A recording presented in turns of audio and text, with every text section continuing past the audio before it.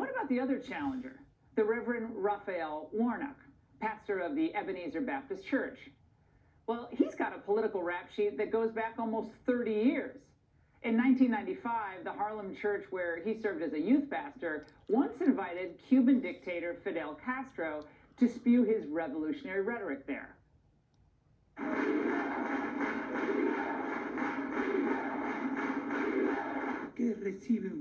Why is it that you're receiving us here with such great respect?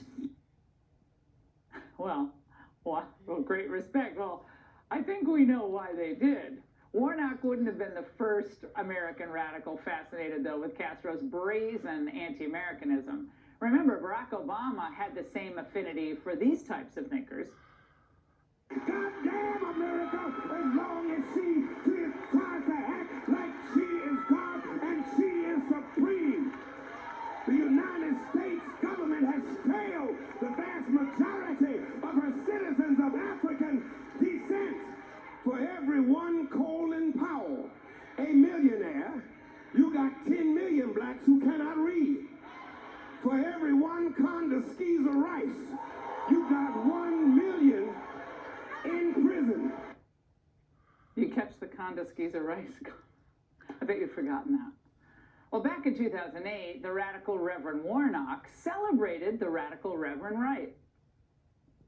We celebrate Reverend Wright in the same way that we celebrate the truth-telling tradition of the black church. Very often it makes people uncomfortable. And I think that the country has been done a disservice by this constant playing over and over again of the same sound bites outside of context. Now, the context?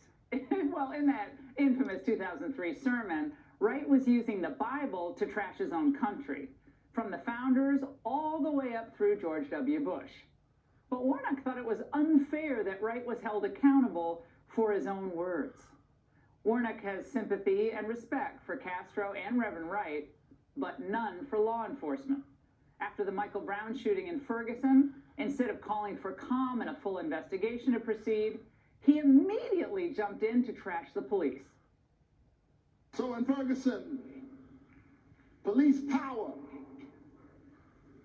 showing up in a kind of gangster and thug mentality.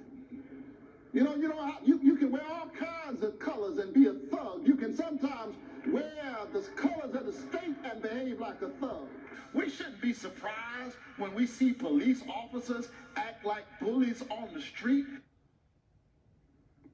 What a hideously ignorant statement.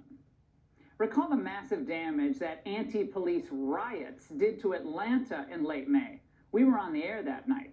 Well, Warnock called for calm then, but the steady stream of anti-police rhetoric from him and his Democrat colleagues continues to fuel the hate and thins the ranks of law enforcement as more officers are quitting, retiring early, and more recruits deciding, I don't need this.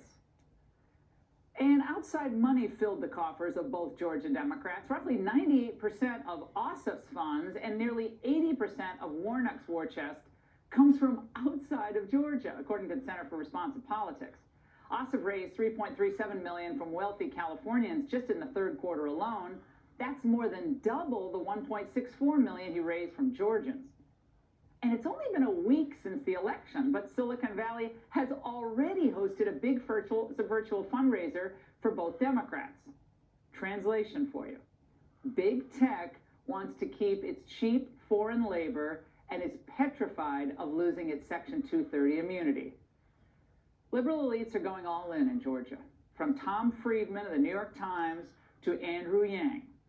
They're borderline orgasmic at the prospect of a one-party Democrat control of government. Then nirvana will be upon us.